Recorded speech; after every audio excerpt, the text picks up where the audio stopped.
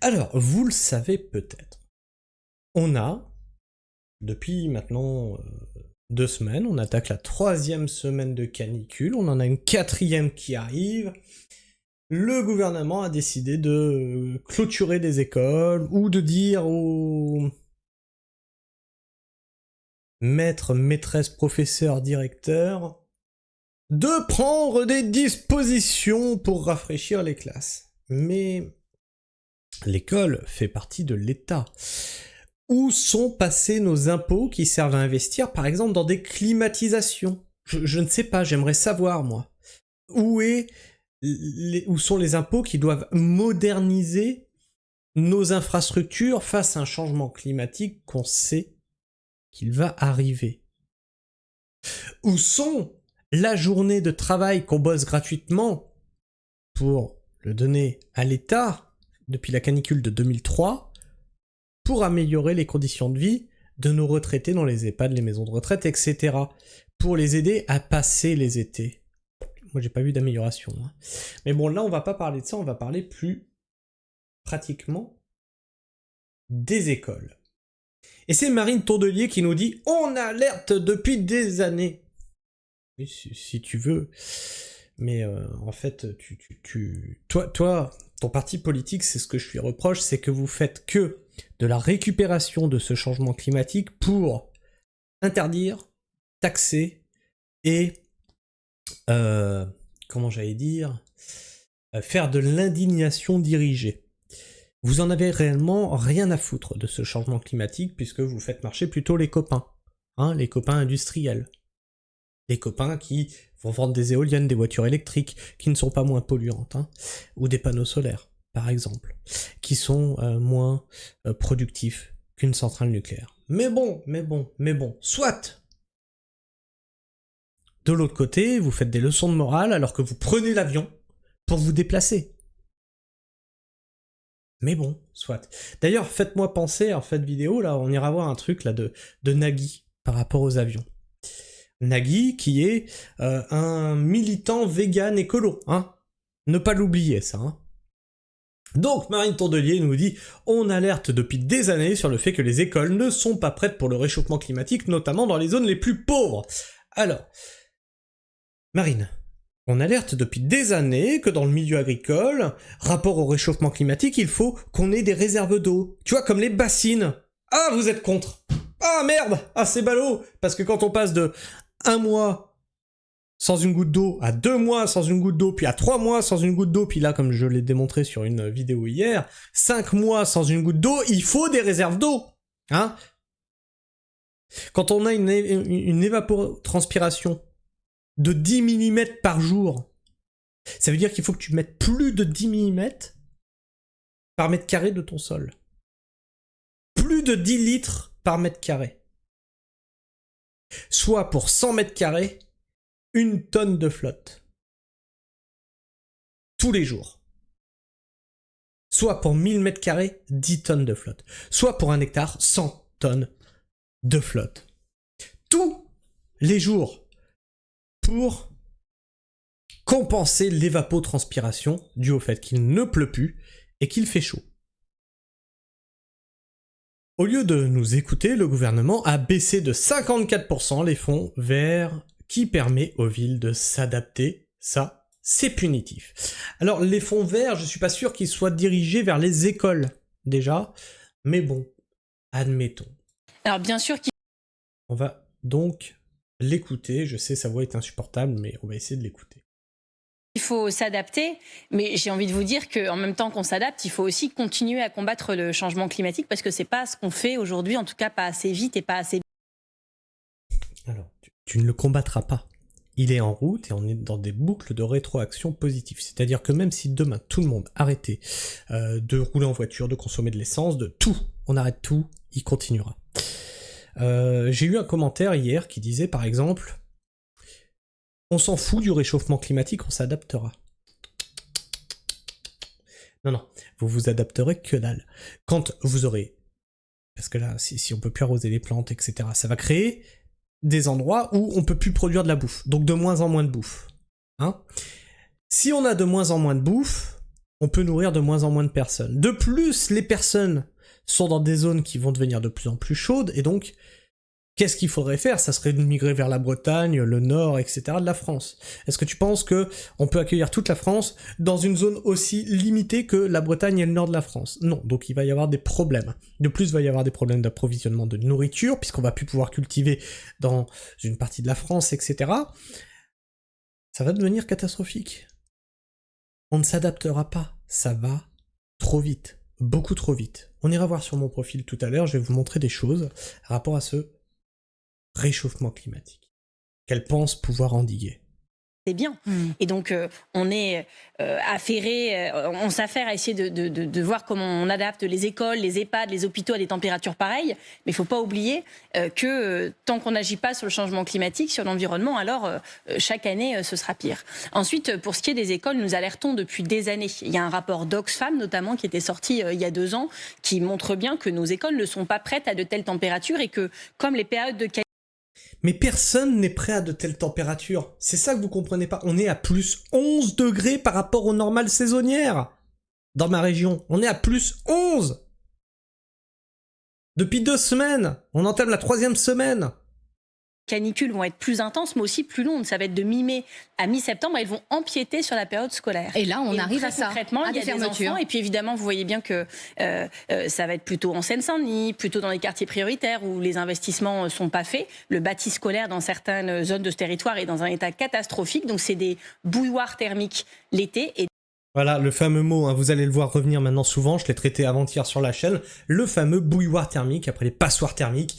Bref, en plus de nous faire de l'électoralisme, hein, la Seine-Saint-Denis, ouais, ça va, il n'y a pas qu'en Seine-Saint-Denis qu'on fait pas d'investissement. Viens en campagne, tu vas voir les investissements qu'on a pour climatiser les écoles. Ça, c'est du clientélisme. Et un mépris de classe. Parce que les bouseux, eux, ils ont pas besoin d'être climatisés. Oh, de toute façon, ils ont la nature. Peut-être qu'en Seine-Saint-Denis, vous crevez de chaud parce que tout est bitumé. Et des passoires thermiques. L'hiver, nous, en Picardie, vous savez, la région de France avait tellement plus les moyens avec l'augmentation du prix de l'électricité et la baisse des dotations pour réchauffer qu'il y a eu des collèges, des lycées où ils ont fait cours cet hiver avec des gants, avec des moufles, avec des bonnets. Enfin, quel avenir on propose à nos enfants dans ce monde en fait. Dans un pays qui est la France, ça paraît en effet. Dans un pays qui est la France, et je dois vous dire que moi j'ai été extrêmement choquée au moment des économies budgétaires, de l'austérité, quand le fonds vert a été baissé de 55%, nous étions scandalisés en tant qu'écologistes que le fonds vert, ça sert à ça.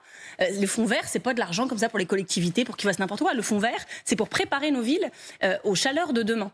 Et donc, je suis, je voudrais qu'on note aujourd'hui que cette baisse du fonds vert de 55%, elle paraît complètement anachronique dans un monde où, au contraire, on a besoin d'investir d'autant plus qu'il faut se préparer à des chaleurs qu'on n'imagine même pas. Alors, bien sûr qu'il faut s'adapter. Ah non, tu la fermes. Hein. On va aller voir sur mon profil. Ça, il faut absolument que je vous le montre. Bah, allez, charge. Oui, donc ça va être la future bannière de la chaîne, hein, que vous voyez ici sur mon Twitter. Hein, vous pouvez me rejoindre, hein, c'est @pragmaactu ou @permapragma sur Twitter. Donc voilà, je mettais petit tableau des anomalies climatiques depuis l'ère industrielle. Alors, Florian Philippot, toujours asymptomatique, le changement, les blaireaux patriotes. Et donc là, nous avons un tableau. Ce tableau vous montre toutes les anomalies climatiques depuis 1970.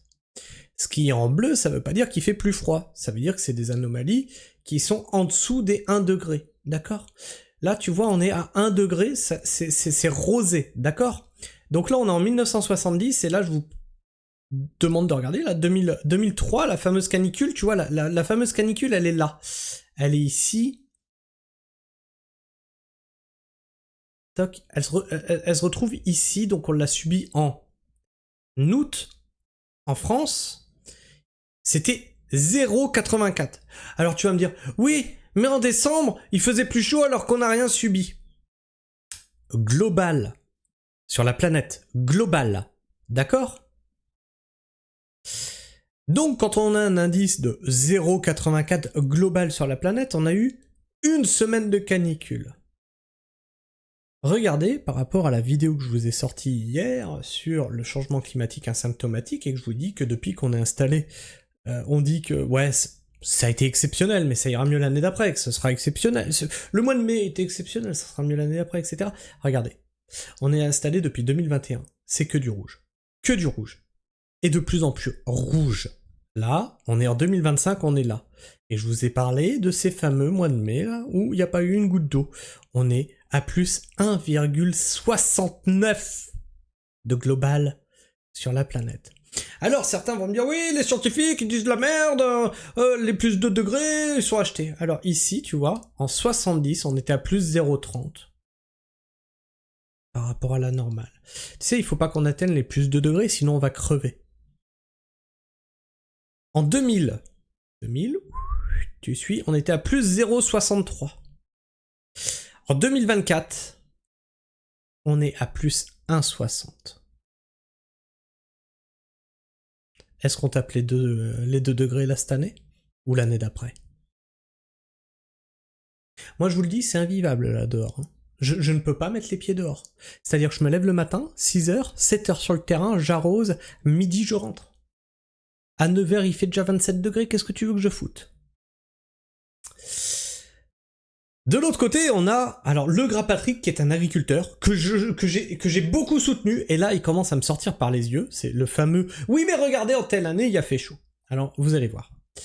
Le gras Patrick qui nous dit à l'époque pas de ministre de l'écologie, de soulèvement de la terre, de climato-alarmisme, d'anti-bassines ou de ZFE, mais les températures élevées étaient déjà parfois de circonstances sans climatisation ni manifestation de fin du monde. Mais étaient parfois de circonstances. Donc il met 40,4 à Paris et je suis mis non, mais là je t'ai souvent soutenu, mais là stop, arrête. On annonce la 4e semaine de canicule dans ma région, enlève tes œillères, obligé de remonter un siècle en arrière pour dire une fois il a fait chaud, la fréquence des événements climatiques. Putain. Et donc là vous avez un autre tableau qui vous dit le nombre de fois où les 40 degrés ont été dépassés en France chaque année. Depuis les années 2000, le seuil des 40 degrés a été franchi en moyenne 13 fois par an, contre une fois par an entre 1950 et 99. Une fois. Quand je vous parle des fréquences, des anomalies. Et là, il parle que des anomalies de 40 degrés. Mais on vous parle pas non plus des anomalies de flotte incessante, des températures anormales, comme l'été dernier. Ou d'accord, il a fait chaud sur toute la planète, mais nous on a eu des températures basses, ce qui fait qu'il n'y a pas eu de tomates, par exemple, une production de tomates merdique. C'est anormal. Ce sont des anomalies climatiques. Et c'est de plus en plus fréquent. Je vous en parlais hier, en avril, on avait des averses de flotte comme jamais vu. Au mois de mai, c'était sec. Oh! C'est-à-dire que tous les mois, on a une anomalie climatique différente. Et il est où mon Nagui? Il est où mon Nagui? Là. Nagui qui nous dit Nagui assume ne pas être parfait. Petite révélation, il milite pour le véganisme et pour l'écologie pour sauver la planète. Hein. Je vais prendre l'avion cet été. Un Paris-Marseille en avion, c'est 150 €. En avion, c'est 40. Je pense qu'il voulait dire en train, c'est 150 €. En avion, c'est 40. Allez expliquer à quelqu'un qui n'a que 40 € qu'il vaut mieux, pour protéger la planète, en dépenser 4 fois plus. Ce mec a du pognon. Hein. Ma petite réflexion. C'est bien les mêmes connards qui font la leçon aux prolos que c'est la fin du monde, la fin de l'abondance et que c'est normal de faire augmenter le prix de la viande, le prix de l'essence, le prix de ta bagnole, le prix de tout. Parce qu'il faut que les gens prennent conscience qu'il y a un problème climatique et eux te disent ouais non mais moi je vais prendre l'avion parce que c'est moins cher. Voilà. Voilà. Comment veux-tu leur accorder le moindre putain de crédit? Et ça, pour moi, tu vois, ça, ce genre de personnes, Marine Tondelier, Nagui, etc., participent au fait que, à la confusion totale des gens sur le changement climatique. Parce qu'ils ont un discours et ils font totalement autre chose. Je sais pas ce que vous pensez de tout ça, n'hésitez pas à me faire part de votre opinion, de votre avis dans l'espace commentaire. Moi je suis révolté de voir que les donneurs de leçons font de la merde, et derrière nous on les subit, on subit, de toute façon il y a réellement un changement climatique, on le subit.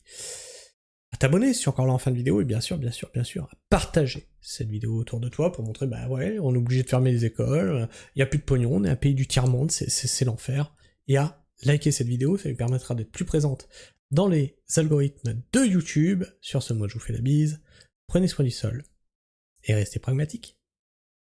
Ciao.